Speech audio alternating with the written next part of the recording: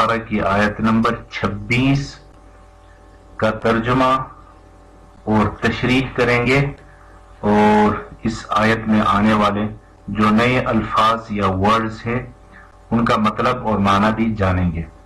تو ویڈیو شروع کرنے سے پہلے آپ سے گزارش ہے کہ اس چینل کو ضرور سبسکرائب کریں اور ویڈیو کو دوسروں کے ساتھ بھی شیئر کیجیے تاکہ آپ بھی اس خیر کے کام میں شامل ہو جائیں، اور اللہ سبحانہ و تعالیٰ سے دعا ہے کہ اللہ سبحانہ و تعالیٰ ہمیں قرآن مجید کو سمجھنے اور اس پر عمل کرنے کی توفیق عطا فرمائے، آمین۔ اعوذ باللہ من الشیطان الرجیم، بسم اللہ الرحمن الرحیم۔ ان اللہ لا یستحیی ان یضرب مثلا ما بعودۃ فما فوقها۔ تو لا یستحیی، وہ نہیں شرماتا، وہ نہیں جھجکتا۔ یہ استحیاء ان سے مضارع ہے، شرمانا، جھجکنا۔ لا یستحیی does not shy away، یعنی اللہ سبحانہ وتعالیٰ نہیں شرماتا یا نہیں جھجکتا۔ ان یضربا، یضربا وہ مارتا ہے، اس کا لفظی ترجمہ ضرب سے، یا وہ بیان کرتا ہے۔ مثلا مثال، نظیر، اسی طرح کہاوت کو بھی مثل کہا جاتا ہے، اس کی جمع ہے امثال، مثل امثال، ایگزامپل۔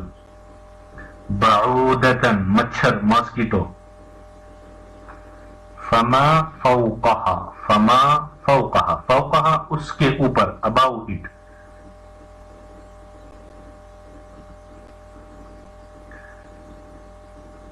الحق، الحق سچ یا ثابت، ٹروتھ۔ یضل، یضل وہ گمراہ کرے گا، وہ بہکائے گا۔ اضلال سے مضارع ہے، اضلال۔ الفاسقین بدکار لوگ، فاسق لوگ، نافرمان لوگ۔ فسق اور فسوق ان سے امورلٹی، فسق۔ تو یہ جو آیت ہے یہ کافروں کے اس بات کے رد میں آیا ہے کہ جب انہوں نے یہ کہا کہ کیا محمد صلی اللہ علیہ وسلم کا رب مکھی اور مکڑی جیسے حقیر مخلوق کی مثالیں دیتے ہوئے شرماتا نہیں ہے، تو اس کے جواب میں یہ آیت نازل ہوئی، اور یہاں پہ فما فوقہا، فما فوقہ یعنی حقارت اور چھوٹے ہونے میں، فما فوقہا یا اس سے بھی حقیر چیز کی مثال دے۔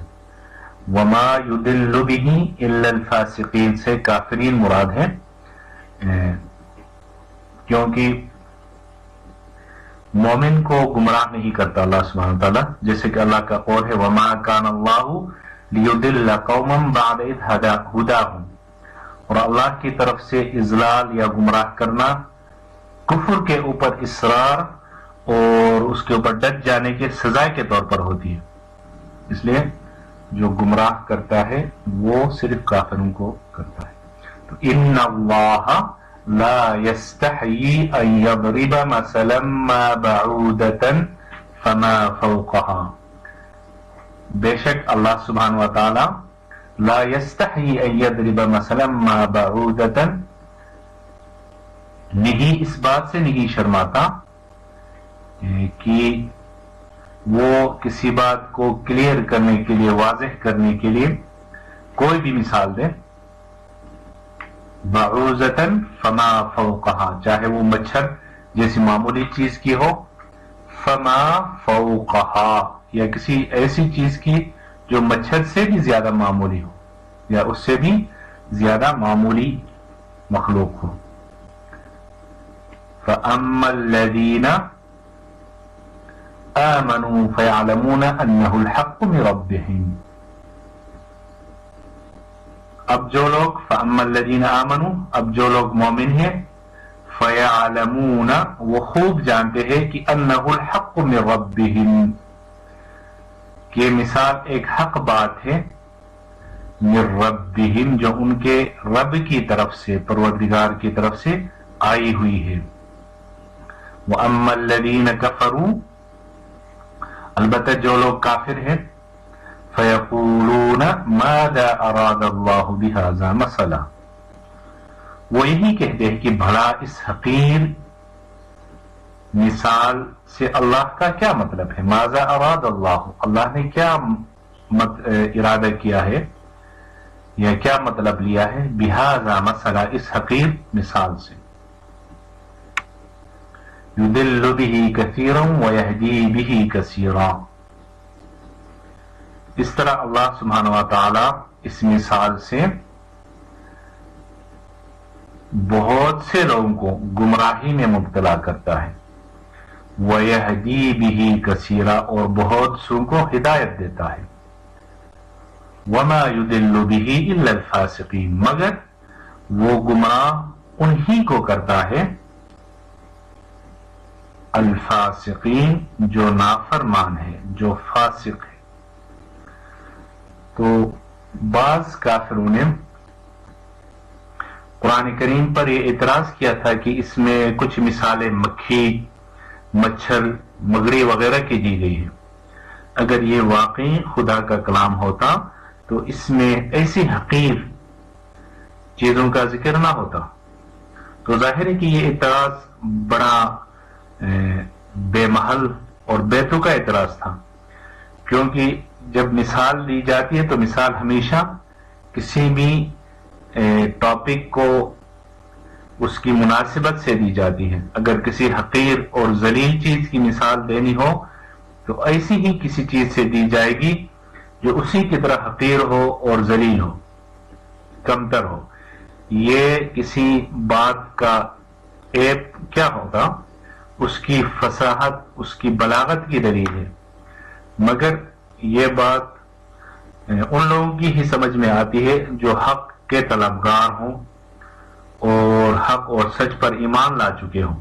لیکن جن لوگوں نے کفر کی قسم کھا رکھی ہے انہیں تو ہر بات پر اور ہر حالت میں اعتراض ہی کرنا ہوتا ہے. اس لیے وہ ایسی فضول باتیں کہتے ہیں. وما يضل به الا الفاسقین یعنی قرآن کریم کی یہی آیت جو طالب حق کو یا حق کے طلبگار کو ہدایت عطا کرتی ہے ایسے لوگوں کے لیے مزید گمراہی کا سبب بن جاتی ہے جنہوں نے ضد اور ہٹ درمی پر کمر باندھ کر یہ طے کر لیا ہوتا ہے کہ حق بات کو انہوں نے کسی صورت میں ماننی نہیں ہے. اور کیونکہ وہ ہر نئی آیت کا انکار کرتے ہیں اور ہر آیت کا انکار ایک مستقل گمراہی ہے. تو یہ فما فوقہا یا کسی ایسی چیز سے مثال جو مچھر سے بھی زیادہ معمولی ہو مچھر سے بھی کمتر ہو تو اس میں جدید سائنس میں یہ بات سامنے آئی ہے کہ مچھر خود کتنی معمولی اور حقیر مخلوق ہے بالکل چھوٹی سی اس کی جسامت ہے. لیکن فوقہا اس کے سر کے اوپر بھی ایک ایسا مخلوق ہے اللہ سبحانہ و تعالیٰ نے پالا ہے جس کا جو رزق ہے یا جس کا جو کھانا پینا ہے وہ مچھر کے سر کے اوپر ہی وہ حاصل کرتا ہے. تو فما فوقہا یعنی اس مچھر سے بھی کمتر اور حقیر چیز کی مثال دینے سے بھی اللہ تعالیٰ نہیں شرماتا. تو اس کی ایک تفسیر یوں جدید تحقیق کے مطابق بھی ثابت ہو گئی ہے کہ مچھر کو آپ حقیر سمجھتے ہیں بلکہ اللہ سبحانہ و تعالیٰ جو مچھر کے اوپر ایک مخلوق ہے جو آج سے 1400 سال پہلے تو کسی کو پتہ نہیں تھا جو جدید آلات کے ذریعے سے اس کا علم ہوا ہے. اللہ سبحانہ و تعالیٰ اس کے مثال دیتے ہوئے بھی اللہ تعالیٰ نہیں شرماتے کیونکہ کسی چیز کی جب مثال دی جاتی ہے کسی چیز کی جب مثال دی جاتی ہے تو اس سے مقصود اور مطلوب یہ ہوتا ہے کہ اس چیز کو واضح کیا جائے سننے والے کے لیے اس کو کلیئر کر کے بیان کی جائے. تو ظاہر ہے جس چیز کو واضح کرنا ہو تو اس کی مثال بھی ایسی چیز سے دی جائے گی جو اسی کی طرح ہو، حقارت میں ہو یا عزت اور اکرام میں ہو یا حیثیت میں، جو اسی حیثیت کی چیز کے ساتھ جب اس کی مثال دی جائے گی تو ہی وہ بات واضح ہو جائے گی اور سننے والے کو سمجھ میں آ جائے گی۔